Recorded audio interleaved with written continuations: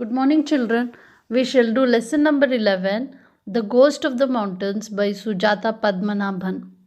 This is a story which is based on true sources and it also explains us how to save our wildlife which is endangered. The story begins in front of the ihas, meaning shed, where they keep the cattle, of Tashi's house in Ladakh. A snow leopard had entered the ihas and killed goats and sheep, and only a baby calf was alive. A 16-year-old boy named Rigzin ran towards Tashi's house.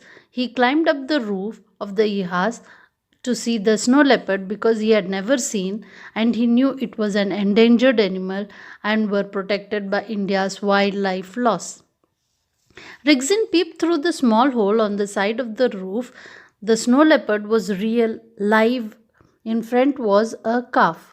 The snow leopard is called the ghost of the mountains because it hid itself so well in the rocky land that it could hardly be spotted.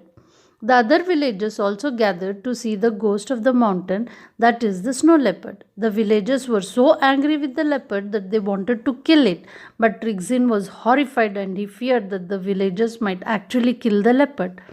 Rigzin convinced the villagers that he would save the calf with their help, and he discussed the idea of having another hole in the roof on the other side and distract the leopard from the roof hole, and he would quickly enter the ihas and rescue the calf. The plan worked out, and the villagers distracted the leopard while Rigzin went into the ihas and picked up the calf. And within a fraction of a second, he rushed outside and bolted the door. It was a narrow escape as the leopard came towards him. Rigzin sank to his knees, holding the calf in his arms as he was relieved that the snow leopard had just missed him a chance. Now the calf was saved and they decided to kill the leopard. And everyone were discussing that the calf and Rigzin were safe, so why to keep the leopard alive? And the villagers didn't wanted to lose their livestock and their cattle. Rigzin was very angry with the villagers and told them as loud as he could that the snow leopards were endangered species and they were protected under the Wildlife Protection Act. And he also told them that if anyone killed the species, they were sent to jail or made to pay fine. The villagers did not agree with Rigzin and started arguing that if the snow leopard was left alive, it would come back and kill their cattle again. And they also told that the wildlife officials were far away in Leh, and if they keep quiet, no one would come to know. On hearing this, Rigzin got more frustrated and he threatened angrily at the villagers that if they execute their plan, he would go straight to the wildlife department and report against the villagers. Headman stepped in and asked everyone to calm down and would discuss what could be done. Rigzin explained that the villagers have lost their cattle, but the snow leopard are also illegally killed and hunted for their fur and bones with which they make traditional Chinese medicine.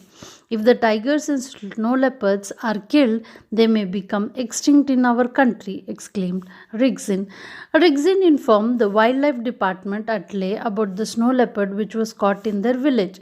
3 officials and a veterinary doctor came in a jeep, and the doctor shot a tranquilizer into the leopard, for which the leopard was calm, and the officials carried the animal, and the villagers were looking at the leopard in admiration. It was taken to Leh, and the decision would be taken the next day of its release.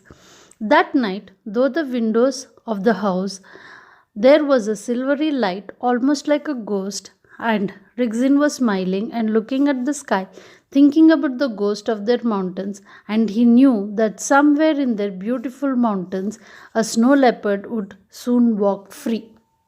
That's all the story about the snow leopard. This is a real story, children, and we should understand why we should safeguard our wildlife animals. Wild animals which are endangered, we should save them. Okay, I shall come back with the next story. Bye.